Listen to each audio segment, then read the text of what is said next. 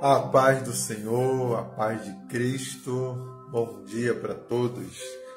Hoje eu quero trazer uma palavra de cura, de libertação. Aliás, Jesus cura, Jesus liberta, Jesus batiza com o Espírito Santo e Ele salva. E eu quero falar sobre esse personagem, essa pessoa que é tão importante e que Ele quer fazer parte da sua história. Aqui em Lucas, no capítulo 4, a partir do versículo 16, olha o que a Bíblia nos traz, a palavra de Deus. E ele foi a Nazaré, onde fora criado, e segundo o seu costume, num sábado entrou na sinagoga e levantou-se para ler.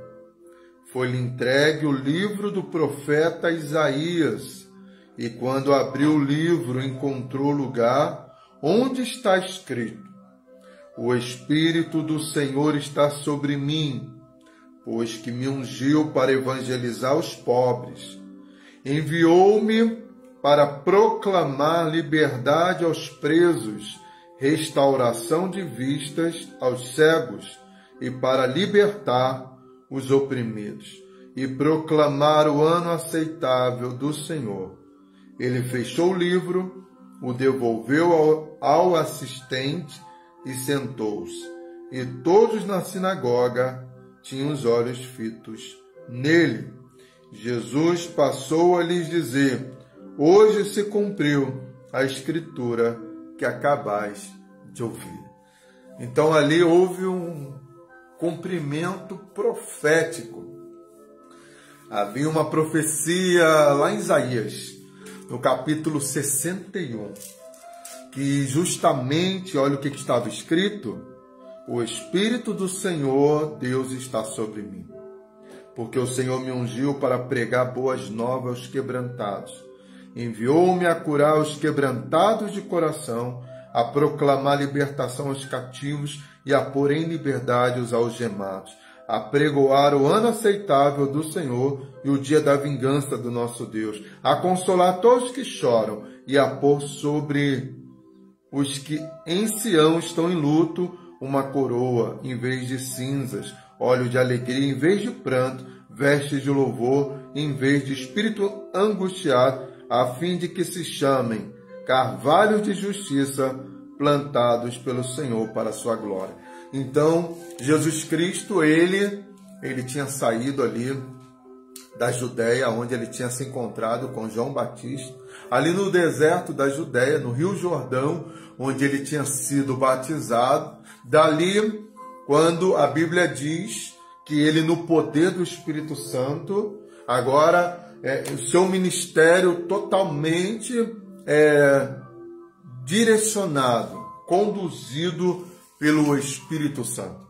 Então a Bíblia vai dizer que no poder do Espírito Santo, Jesus, agora ele sai ali da Judéia e ele vai passar pelo deserto primeiro, vai ser conduzido pelo Espírito Santo, levado, Lucas 4, versículo 1. Então ele é levado pelo Espírito Santo, depois de ser batizado, depois daquela experiência, né, que João vai ter de ver sobre ele, o Espírito Santo sendo sobre ele, sobre a sua cabeça, como uma forma corpórea de uma pomba, e uma voz que se ouviu do céu do próprio Pai. Então ali a manifestação do Deus triuno na voz do Pai, na forma corpórea ali de uma pomba do Espírito Santo, com um sinal, e também o próprio Filho ali sendo batizado. E a voz que se ouvia era: Eis o meu Filho amado, em quem eu tenho prazer, em quem eu me comprazo. Então dali, Jesus é agora levado pelo Espírito Santo até o deserto, onde ele fica ali 40 dias e 40 noites. Depois de ser provado no deserto, Jesus agora, no poder do Espírito Santo, ele vai ser conduzido para a Galileia. E ali da Galileia, ele vai até Nazaré, onde Jesus cresceu. Então Jesus cresceu em Nazaré, e aí ele vai, como costume, de um judeu praticante. Jesus, ele cumpriu a lei, então ele foi naquele dia de sábado até a sinagoga. Era uma casa de não somente de orações, mas também era onde eles eram instruídos, ensinados. Ali era onde eles aprendiam a Torá, né? Todo o ensinamento judaico. E quando Jesus chega, ele se levanta para ler e lhe é dado, tá, o pergaminho, porque a Bíblia que a gente tem hoje, ela não era como... Era um rolo, um pergaminho. Então ali o auxiliar, pessoa responsável por separar os livros, os pergaminhos que seriam lidos, ele traz para Jesus. E quando Jesus vai ler, ele recebe o pergaminho do profeta Isaías, e justamente se encontra essa passagem que nós lemos, tanto em Lucas capítulo 4, quanto também Isaías 61. E aí Jesus vai ler que o Espírito do Senhor, Yahvé, está sobre mim, e ele me ungiu. Para quê? Então, primeiramente, eu vou falar da unção, né? Então, Jesus, quando nós somos ungidos, quando nós nos enchemos do Espírito Santo, quando o Espírito Santo passa a atuar na vida do crente agora, ele será conduzido por ele. É tão interessante isso, né? Porque Jesus vai falar ainda lá no seu diálogo com Nicodemos, que aquele que é nascido do Espírito, ele é semelhante ao vento.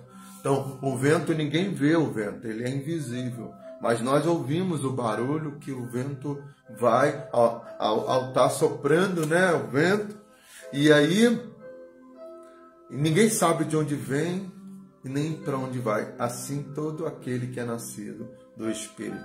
Porque Jesus Cristo, ao ser batizado, ele é conduzido primeiramente para o deserto, para ser provado. Então, temos que ter em mente que quando nós sermos cheios do Espírito Santo, sermos controlados por ele, sermos dirigidos por ele. Então, o que é ser cheio do Espírito Santo? É ser conduzido. Quanto mais controlado pelo Espírito Santo, mais cheio eu estarei. Ser cheio do Espírito Santo não dá para... O sinal da presença, de ser cheio do Espírito Santo, não se limita, isso é tão pequeno, né? Isso é tão limitado, a gente querer analisar o enchimento, ser cheio do Espírito Santo, olhando para simplesmente um aglomerado de pessoas ali que estejam em êxtase, falando em línguas. Aquilo ali pode ser uma manifestação genuína, sim, do Espírito Santo, porque nós cremos. Mas isso por si não é a comprovação, isso por si não prova a presença, ser cheio do Espírito Santo. O Espírito do Senhor, Jeová, está sobre mim, e aí tem um propósito, é para uma finalidade que a gente precisa compreender. Que Jesus ele era cheio do Espírito Santo, e o Espírito Santo conduzia a sua vida. Quando nós nos enchemos do Espírito Santo, ele começa a ser o guia. A gente agora sai da direção do carro, né? Fazendo aqui uma analogia, uma ilustração, e passamos a ser ali para o banco, né? Daquela pessoa que está sendo conduzido, e não quem está, porque quem vai ser o condutor será o próprio Espírito que irá conduzir as nossas vidas. Então, o que é ser cheio do Espírito Santo? Quanto mais ser controlado por ele, quanto mais o meu eu for ali por ele, né? A cada dia mais mortificado, então isso é a presença real do Espírito Santo. Porque enquanto o Espírito Santo não reina, quem vai reinar é a minha vontade, o meu querer. Mas quando o Espírito... Porque a manifestação dos dons não é por si a exata explicação da presença do Espírito Santo. Aí eu cito a igreja de Corinto, que eles tinham todos os dons espirituais, mas Paulo vai chamá-los de carnais e infantis. Então, ser cheio de Espírito Santo não é ter todos os dons, mas quanto mais essa igreja for controlada quanto mais essa igreja for discipulada pelo Espírito, ensinada por Ele, conduzida por Ele, quanto menos de nós tivermos, quanto mais o Espírito Santo tiver liberdade para agir, né? Ele sendo sim o autor, ele sendo sim o protagonista, aí sim, isso é de fato a manifestação, a comprovação de que nós estamos cheios do Espírito Santo, porque aí seremos mais espirituais e maduros na fé. Porque a igreja de Corinto tinha os dons, mas Paulo chama eles de carnais e infantis. Então, dentro dessa condução do Espírito Santo, ser cheio do Espírito Santo, então, me encher do Espírito Santo para quê?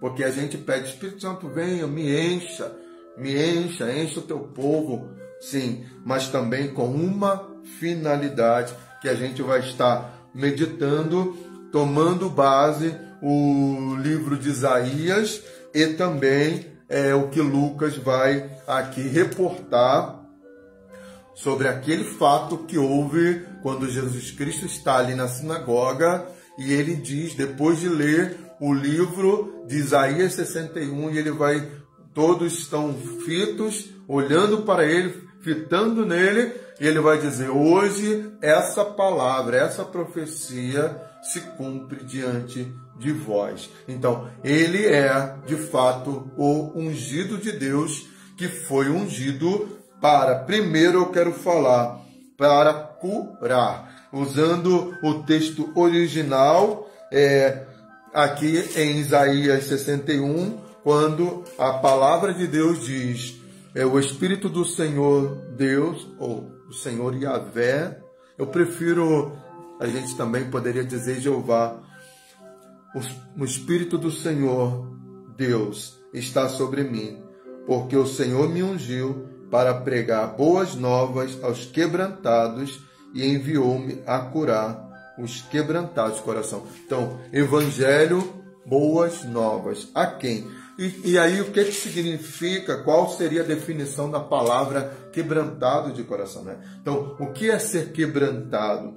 É ter um coração quebrantado é primeiramente reconhecer a nossa fraqueza, a nossa debilidade, a nossa dependência. E aí isso nos leva ao que o salmista Davi, quando lá no Salmo de número 51, no verso 17, ele diz que há um coração quebrantado e contrito, não desprezarás, ó Deus. Davi estava com seu coração partido, o seu coração estava quebrantado devido à situação que ele se encontrava. Ele, ao reconhecer a tragédia daquilo que ele tinha feito, do mal que ele havia feito, então agora Davi está sentindo-se quebrado, né? Partido por dentro. Outra definição para quebrantado é se sentir vazio, se sentir angustiado, aflito, saber que algo não vai bem. Então, se você está se sentindo assim, você olhando para você mesmo, você sente, eu estou mal, eu estou me sentindo tão vazio, tão angustiado, alguma coisa não está bem. Reconhecer a sua fraqueza, a sua debilidade, que você precisa de ajuda, se sentindo esgotado, né? Sem forças. E aí, queridos, também é uma promessa de que Deus ele está perto daqueles que têm um coração quebrantado e oprimido. Então, Jesus foi ungido para evangelizar, ou seja, trazer boas novas. Então, para aquele que se encontra nesse momento, com esses sintomas, com essa angústia, com esse vazio, sentindo o coração partido, se sentindo culpado, reconhecendo os seus erros, os seus males. É interessante que quando Pedro prega, então ele vai falar ali em Atos 2, quando ele, cheio do Espírito Santo, ele vai denunciar aquelas pessoas que haviam matado o Filho de Deus, o ungido de Deus. Então, diante da palavra que Pedro traz, daquele confrontamento, E aí eles perguntaram, irmãos, o que faremos? E aí eles se compungem, então eles se quebrando, eles reconhecem o erro que eles haviam feito, mas e agora? Eles estão se sentindo tristes, né? Compungidos, contristados, quebrados, quebrantados, reconhecendo que foram injustos, que cometeram o mal. Mas eu quero ler o que Pedro fala em Atos 3,19, que quando nós nos arrependemos e nos convertemos ao Senhor, voltamos ao Senhor, sabe o que o Senhor faz? Ele cancela os nossos pecados. E também Ele traz para a gente, querido, a presença do Senhor traz para a gente tempos de refrigério. Então, todo aquele coração partido, quebrantado, doído.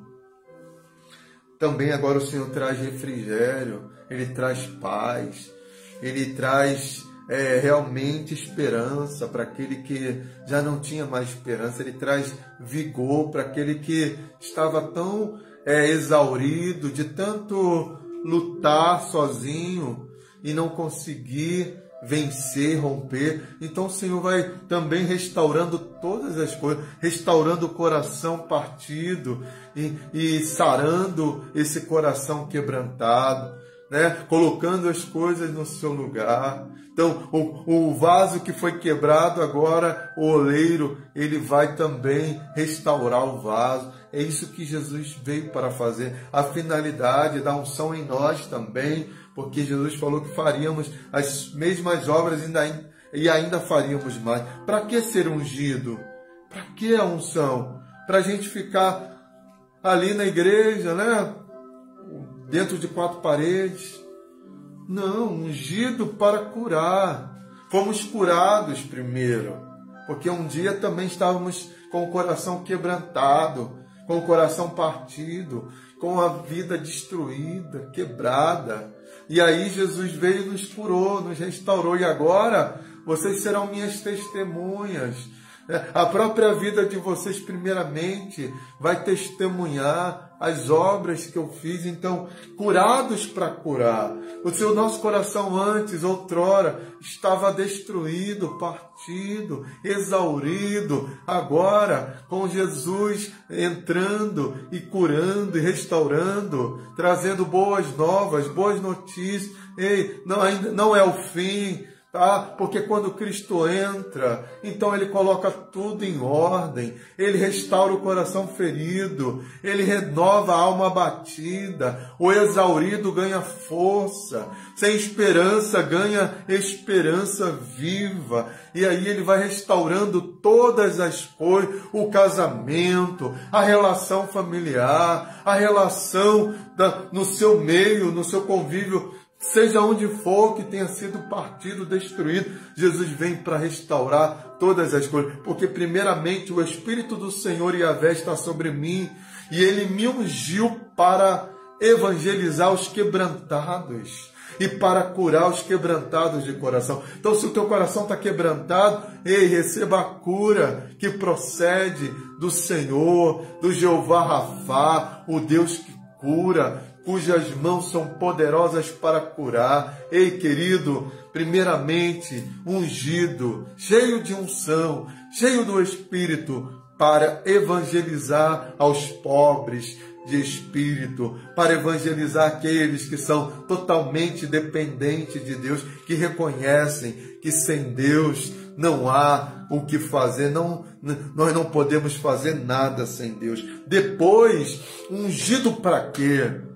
Ungido para evangelizar e curar os quebrantados de coração e ungido para proclamar a liberdade aos presos, aos cativos. E é interessante porque a proclamação, ela está lá, quando a gente vai para o jubileu. Então havia o ano do jubileu, o dia da expiação, o dia do perdão. E aí se tocava trombeta, proclamação, né? Vamos proclamar, tocar trombeta. Tocar trombeta para quê?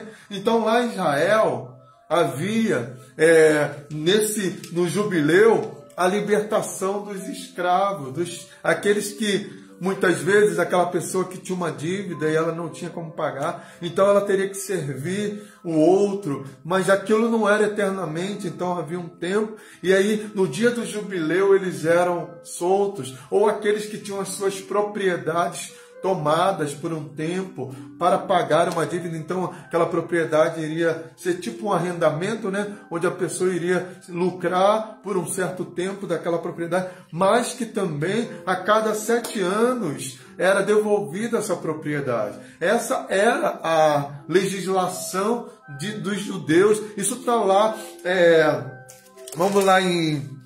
Glória a Deus, bendito seja o nome do Senhor. Levítico, no capítulo 25, do versículo 1 ao 17, então vai falar, então, o primeiro dia era o dia do descanso, e esse era o 7º dia, era o dia de Tisri, ou de Etanim, que era o 7º dia, no 7º mês, no 10º dia, então e também a festa das trombetas. Então era um dia de celebração, era um dia de alegria, porque aqueles que estavam presos agora seriam libertos, seriam soltos, as suas propriedades seriam restituídas, seriam devolvidas. Então, quem é o meu jubileu? Quem é o nosso jubileu? Então, essa alusão profética, ela fala diretamente a Cristo, a obra que Ele fez. Nós estávamos presos, estávamos escravizados, tínhamos nosso direito tomado, né? Nosso direito, nossa herança, a presença com o Altíssimo, nós não tínhamos mais acesso a Ele. Então Jesus, Ele é o nosso descanso, Ele é o nosso jubileu. Então Ele trouxe, né? E por isso que é interessante que Ele vai dizer em Mateus 11, 28 até o 30, quando Ele quer trocar jugo. Jugo fala de algo que oprime.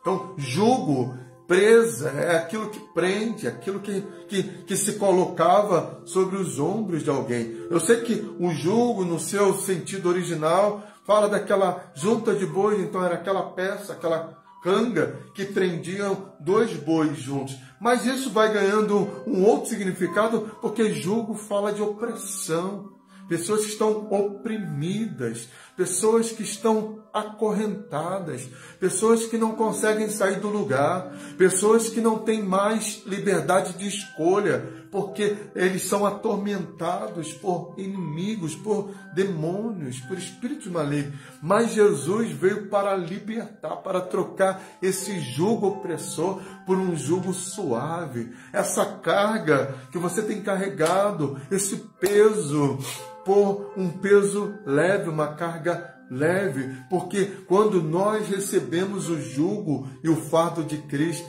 então passamos a ter descanso. Ele é o nosso descanso, Ele é o nosso jubileu. Então, quando no dia do jubileu era um dia de celebração, quando nós nos encontramos com Cristo, querido, quando Cristo nos liberta. Então, eu estou aqui para proclamar, há um tempo de libertação.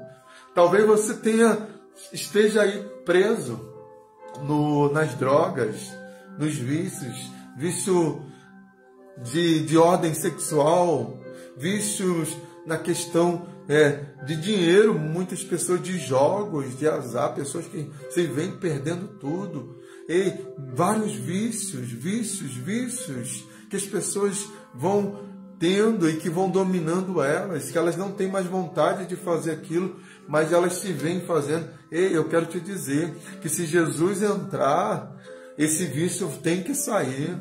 Se Jesus entrar, eu quero proclamar para você que ainda esse não é o teu fim. Você pode estar numa clínica de reabilitação, que você tenha reincidido tantas vezes que você nem acredite mais. Quero te dizer, há um tempo, o ano do jubileu. Cristo é o jubileu, Ele já pagou. E talvez você fica se sentindo aí cheio de remorso, de culpa. É uma dívida que não tem fim. Eu quero te dizer, Jesus já pagou o preço, mas você precisa ouvir isso. Você precisa ouvir isso. Eles tocavam trombeta. Então, eu quero tocar a trombeta da proclamação, da libertação no dia de hoje. Não importa o que você tenha feito. Não estou dizendo que isso não seja que Deus não leve em conta isso. É claro que nós precisamos ser conscientes, o Evangelho tem consciência de que quando nós ferimos, então nós estamos ferindo, quando ferimos o outro, estamos ferindo o mandamento. Então, tudo na vida traz consigo consequências. Mas eu quero te dizer que se você está pagando até agora, se você está vivendo uma vida assim, de acorrentado, aprisionado, oprimido, com um jugo pesado sobre você, eu quero te dizer que é um tempo de refrigério, há um tempo de libertação, há um tempo de esperança, há um tempo de cura, há um tempo de se levantar, há um tempo de ser restaurado, há um tempo de olhar para cima, olhar para o alto, de onde vem o socorro. O seu socorro vem do Senhor, que fez os céus e a terra. É sobre isso que o Evangelho prega.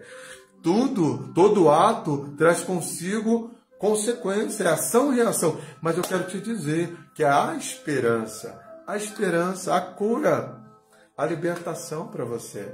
Ao ano do jubileu, aliás, o jubileu é Jesus e ele está oferecido a todos nós, a todos aqueles que recebem ele, porque ele diz: vinde a mim. Ele morreu de braços abertos, ele está de braços abertos, esperando a sua ação para que ele venha agir em sua direção, para ser teu advogado, porque o promotor, o diabo é o acusador, então ele está o tempo todo acusando, né, te oprimindo, sugestionando, falando, murmurando no teu ouvido, muitas vezes falando: tira a sua vida, dá cabo da sua vida, você não merece viver, você é isso ou aquilo, para você não tem jeito. Mas Jesus está dizendo: tem jeito sim, porque eu vim para isso. Jesus foi ungido para isso, para proclamar a libertação àqueles que se encontram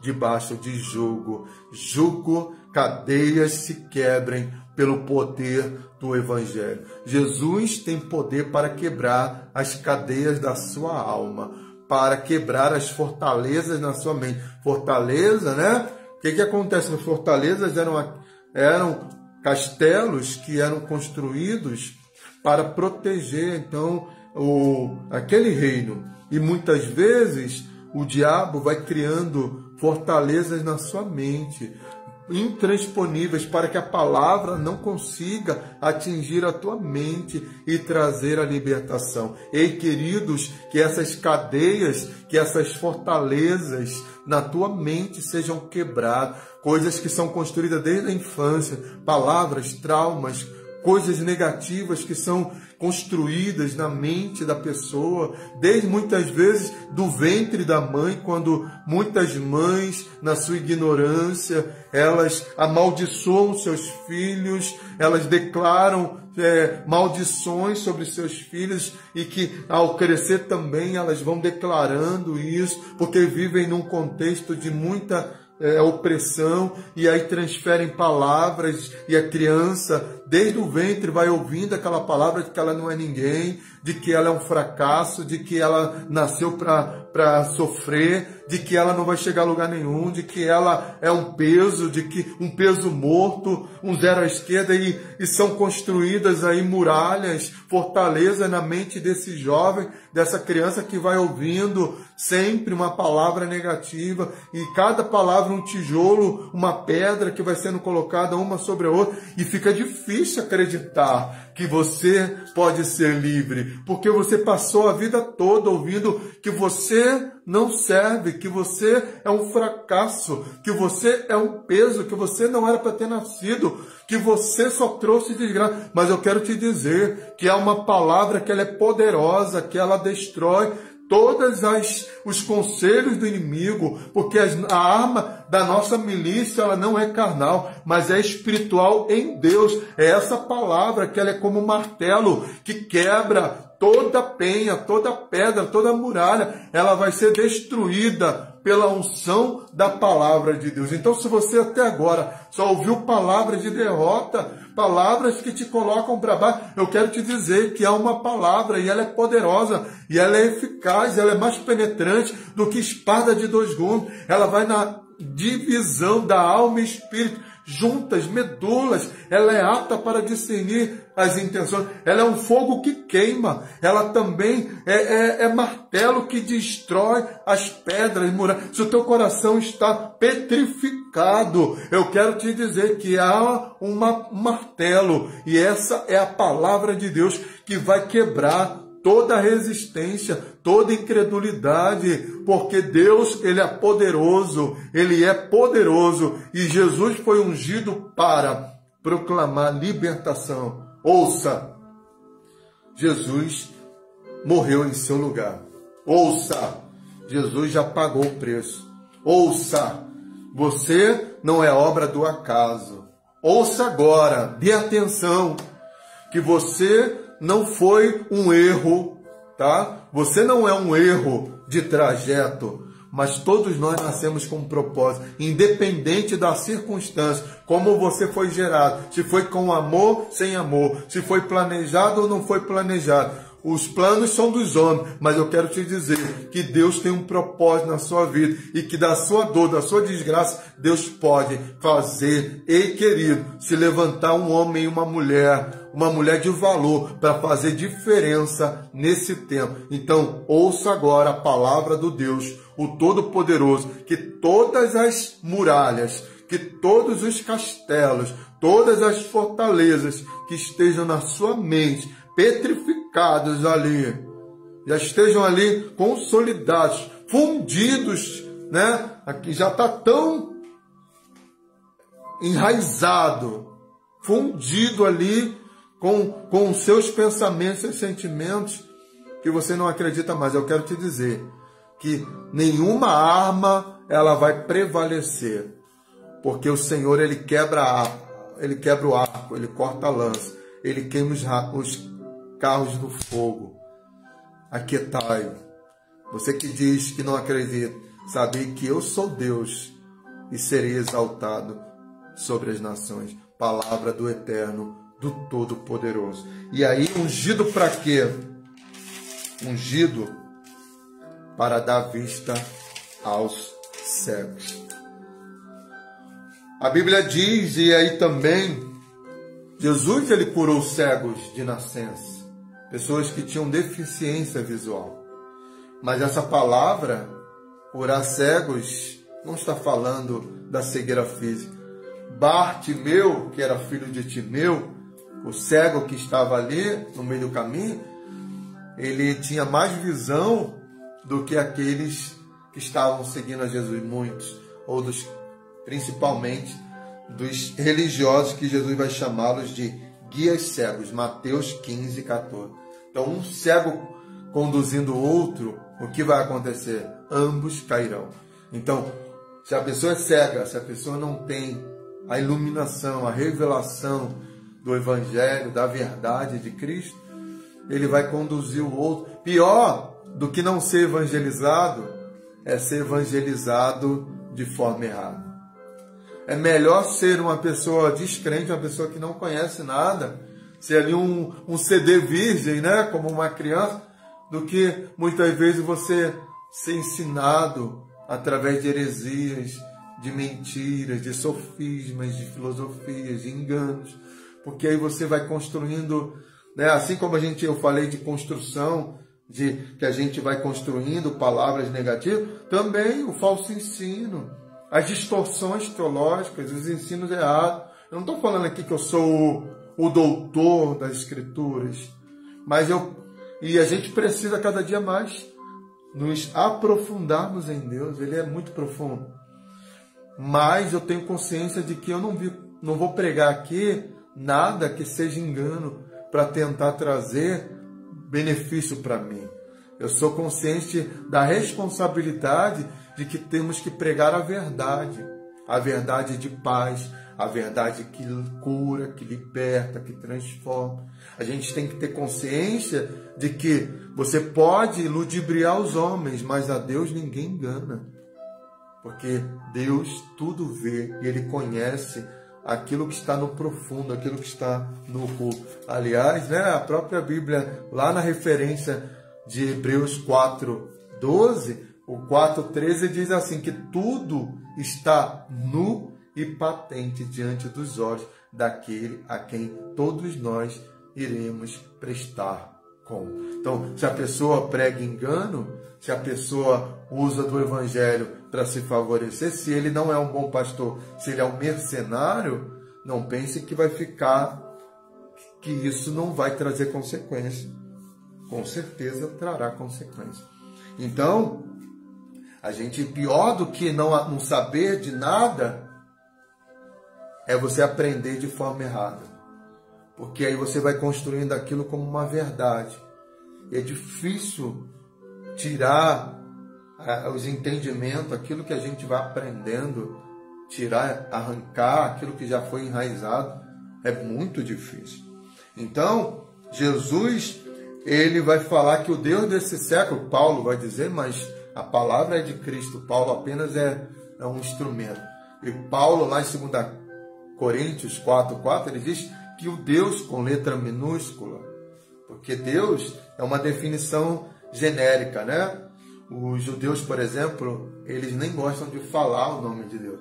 Então, às vezes, eles preferem falar Hashem, que é o nome de Deus, o nome do Eterno, mas não citando o nome, E aí, a definição lá do tetagrama, que a gente entende como sendo Yahvé ou Jeová, que já é uma transliteração mais pro latinizada, Mas Yahvé, mas o judeu, ele tem toda essa reverência em relação ao Deus verdadeiro, porque Deus falso, aliás, só pode ter algo falso quando existe algo genuíno.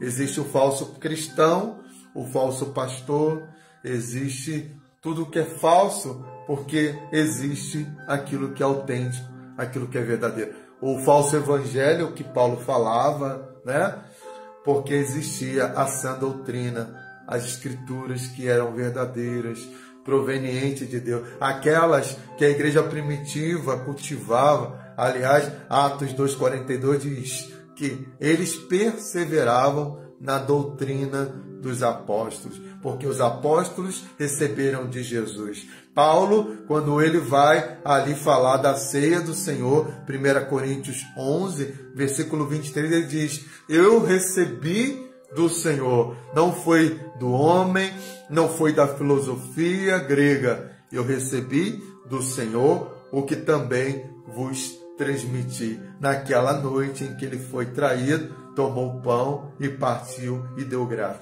Então, ele recebeu do Senhor como apóstolo e ele transmitiu. Então, aqui a revelação não vem do homem, não pode vir da nossa mente, mas a revelação tem que vir do próprio Deus através da luz da sua palavra, à luz das escrituras sagradas. Então, o Deus com D minúsculo, o antagônico, o inimigo de Deus verdadeiro, aquele que o opositor, Aquele que quer ser Deus, mas ele não é, ele tem cegado o entendimento dos incrédulos, dos que não têm fé, para que não resplandeça a luz, porque aonde a luz, a claridade, Quando tem meia luz, você não consegue ver as coisas na sua nitidez, na sua totalidade.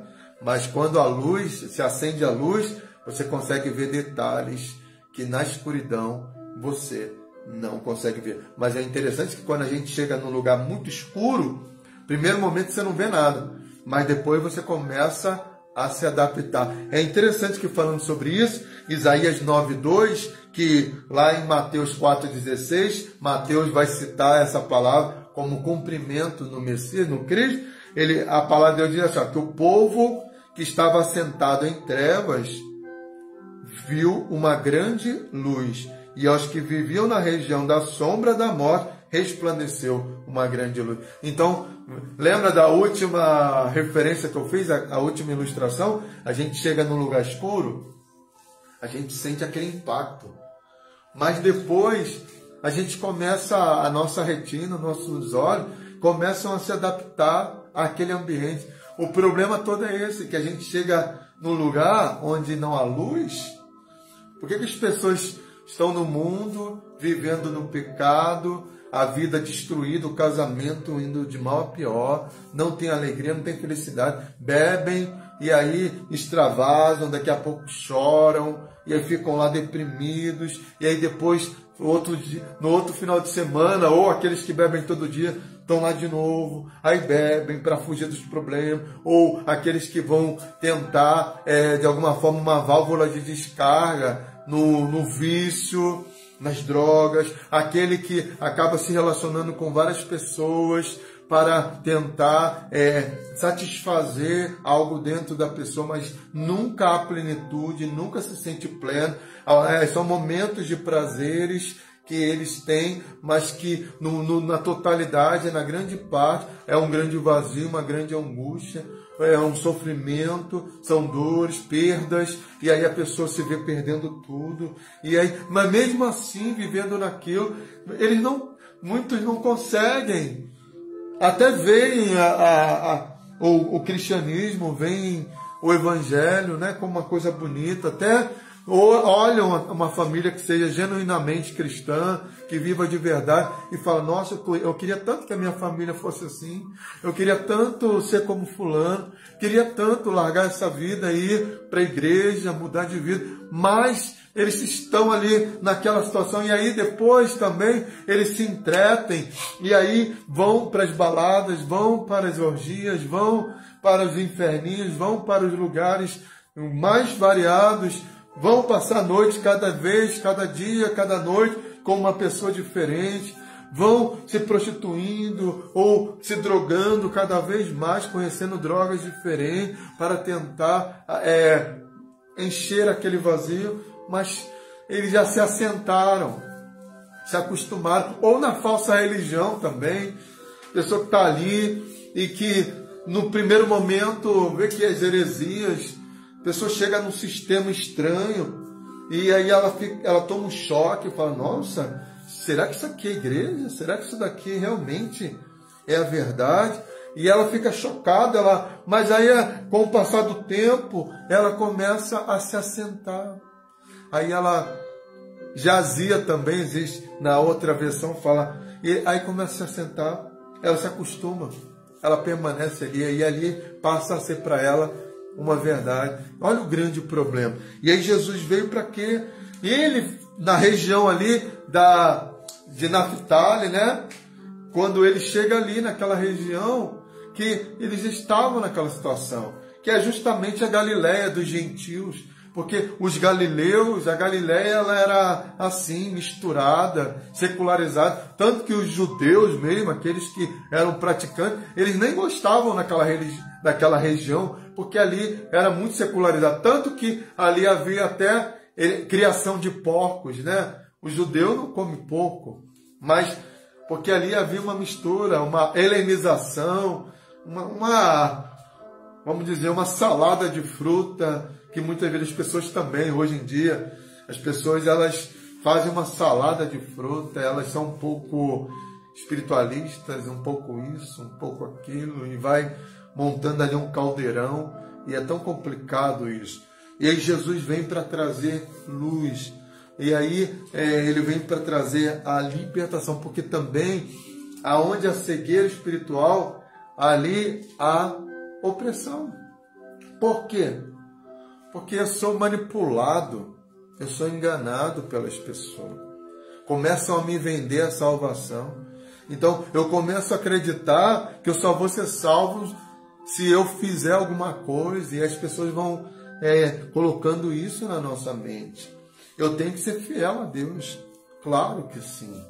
Mas isso é uma consequência da salvação. Então, as pessoas vão me vendendo o reino dos céus.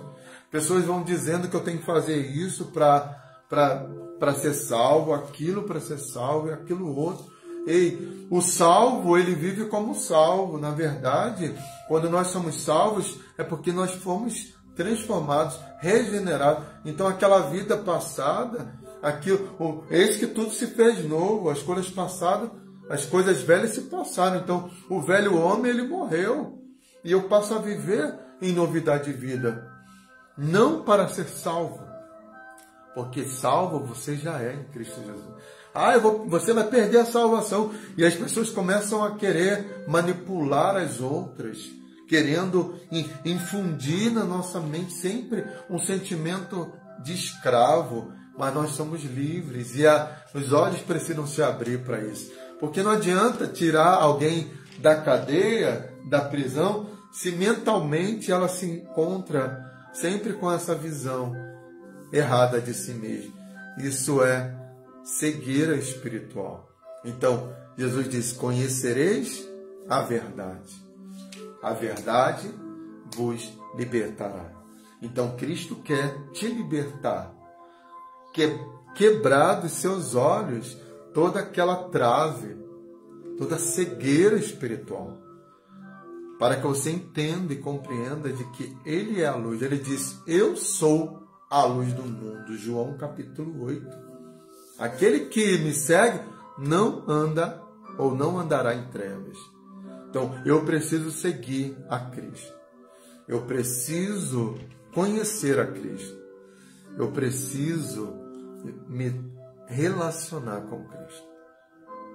Precisamos nos relacionar com pessoas, sim, mas não faça dessas pessoas um intermediário entre você e Deus.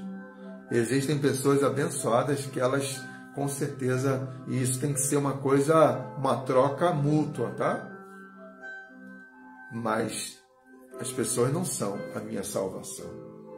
Salmo 27, o Senhor é a minha luz e a minha salvação. A quem temerei? A minha salvação, a minha luz é Cristo. Ele é a luz. Ele que brilhou. Foi Ele que resplandeceu a glória do Pai. Não fique terceirizando. Não fique buscando no outro migalhas. Porque se o outro já está recebendo da fonte, ele já não consegue receber na totalidade, porque ele é humano. E aí você ainda terceiriza. Vamos buscar a Deus. Vamos abrir os olhos e compreender tais verdades. Ungido para dar vista aos cegos. Jesus ainda salva. Jesus ainda cura. Jesus ainda liberta. Jesus batiza com o Espírito Santo e com poder e com fogo. Precisamos dele nesse tempo e em todo tempo. E aí vai falar o texto de Isaías 61, consolar os que choram, né? Se você está chorando hoje, bem-aventurados que choram, não porque fez coisas erradas, mas porque choram, porque reconhecem que precisam de Deus, que precisam desse Jesus, desse Messias, desse Cristo, desse ungido, desse Deus Todo-Poderoso que veio, que desceu para trazer novidade de vida. Ele desceu da glória para anunciar, para pregar, para proclamar, para dar vista, para libertar, para reconciliar, o ministério da reconciliação. Ele é o ungido de Deus. Não busque em outro, mas busque nele. Ele está hoje para você. Isaías 55, 6. Buscai o Senhor, ao Senhor, enquanto se pode achar. Invocai-o, porque ele está perto. Ei, não é tempo para ficar de cabeça para baixo, de cabeça olhando para o chão. A gente passa por luta. Não existe aqui na terra alegria perene o tempo todo. Não, há momentos. Mas se você tiver Jesus na tua vida, você terá um consolador através do Espírito Santo e ele vai te consolar. Então, levanta a cabeça. Acredita na palavra. A fé vem pelo ouvir e ouvir a palavra de Deus. Tenha um bom dia, tenha um ótimo dia, tenha um excelente dia na presença do Senhor. Fale com Ele hoje. Ele está apto, Ele está disponível para você. Ó, os homens da terra, hoje a gente está aí já numa pré-campanha. Então aí os candidatos eles vão começar a aparecer.